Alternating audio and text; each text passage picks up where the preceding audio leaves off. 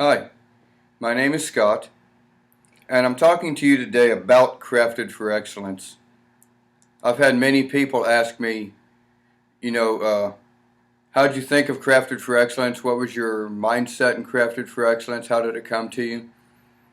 So, first of all, the title of the book is Crafted for Excellence, Fearfully and Wonderfully Made. And that comes from Psalm 139:14. It says, I will praise you, for I am fearfully and wonderfully made. Marvelous are your works, and that my soul knows very well. We go through life, and so often we choose to believe the lie. We choose to believe the picture of our life that other people paint for us. And I don't know what that has looked like for you, but for me, in the past, people have painted a very grim picture of my life and of who I was. They've said, you look like this, you look like that, you're never going to be anything, you're never going to amount to anything. And I began to believe that. I began to believe and create this picture of myself based on what other people painted about me. And it's simply not true. There was a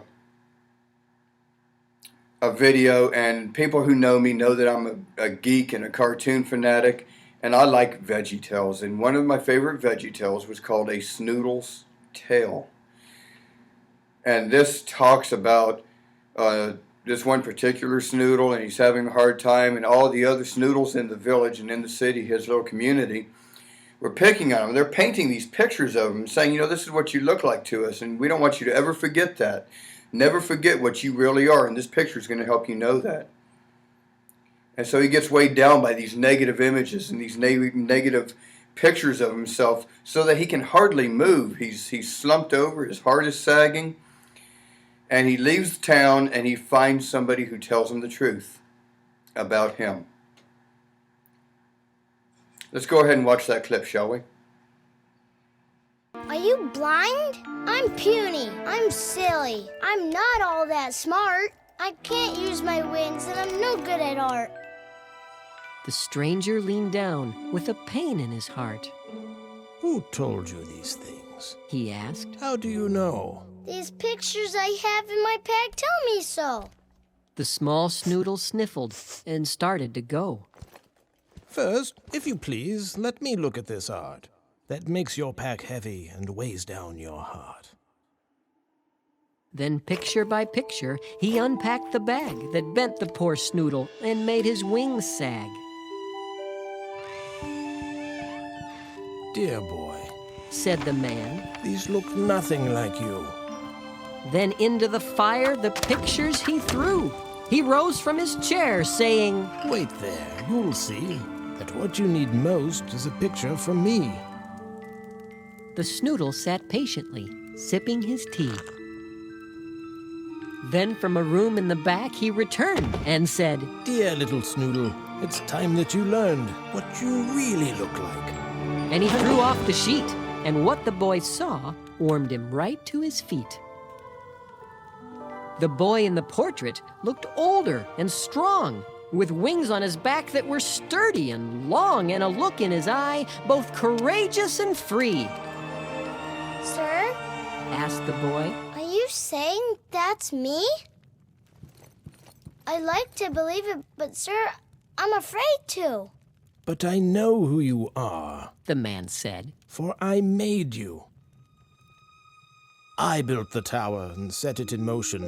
I planted the meadow, put fish in the ocean, and I feed the finches, though most Snoodles doubt it. Not one of them falls that I don't know about it. I've seen you fall down in the mud and the goo.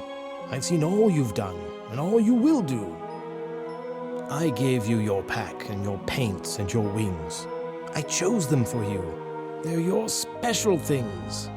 The Snoodle Kazoo is so you can sing about colors in autumn or flowers in spring.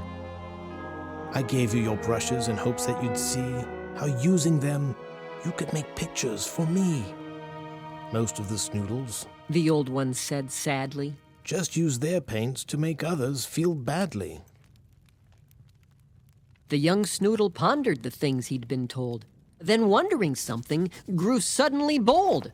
But sir, if you made this incredible land, can't you make Snoodles obey your command?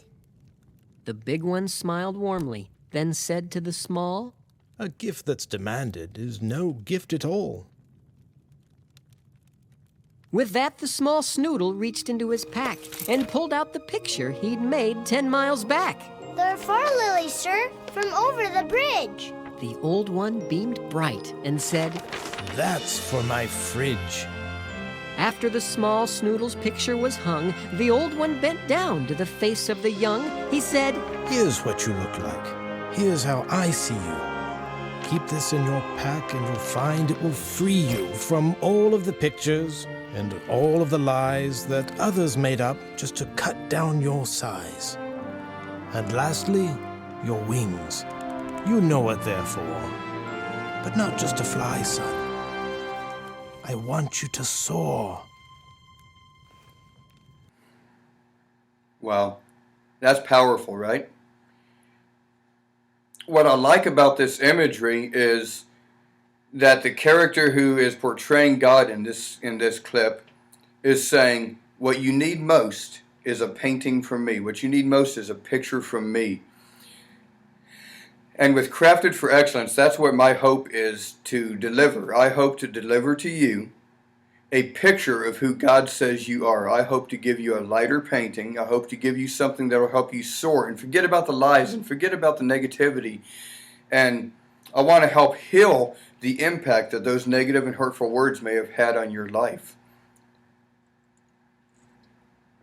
Excuse me. I want you to know exactly how beautiful God thinks you are. I want you to know that the wings He has given you are meant for you to soar. I want you to know that He's given you skills, He's given you art, He's given you talent, He's given you ability and knowledge. He's given you desires in your heart.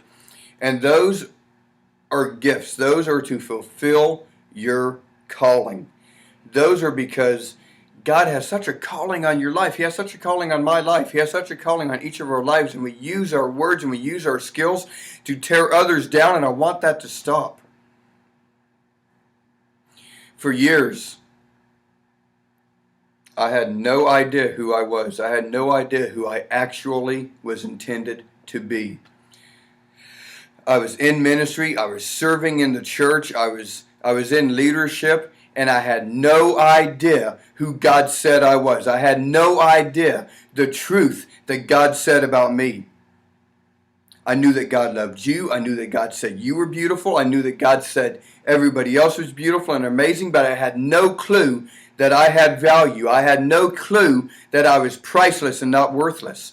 And I don't want others to suffer through that. And so Crafted for Excellence is designed to release truth. It's designed to release identity. And I want to chip away at all that stuff that people have layered up on us over our lives. I want to chip away at all that until everything that doesn't look like you falls off and the beautiful you remains. I'm doing Crafted for Excellence because I love you. I'm doing Crafted for Excellence because God loves you. My hope, my desire is to see your dream come true.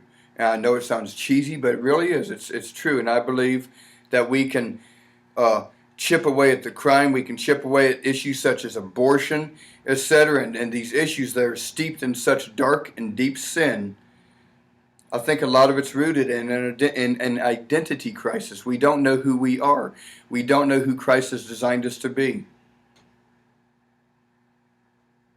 Thank you for watching. Please continue to pray for the project.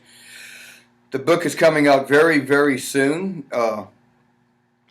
It'll be out this early quarter of 2013, so just a matter of weeks from this point in time.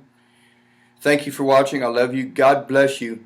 Don't forget to check out Crafted for Excellence on Facebook at facebook.com/Crafted for Excellence. Check the link. God bless you. Thanks for watching.